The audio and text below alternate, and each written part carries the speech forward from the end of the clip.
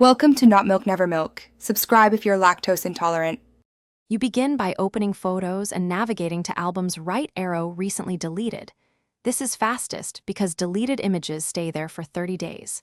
Select the pictures you want and tap Recover to return them to your library.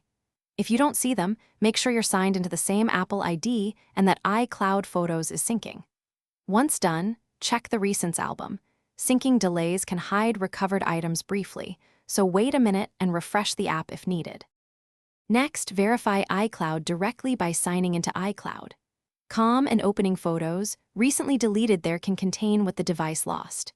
If not present, see if you have a recent iCloud or computer backup. For iCloud backups, go to Settings right arrow General right arrow Reset right arrow Erase all content and settings, then restore from the chosen iCloud backup. For local backups, connect your device to Finder or iTunes, choose Restore Backup, and pick the date. These restore methods overwrite current data, so export anything new first. Finally, consider reputable third-party recovery tools only if backups in iCloud fail. They scan device storage for remnants, which can recover photos but aren't guaranteed. If files were overwritten, your best option is older backups, Time Machine on a Mac or archived iTunes backups.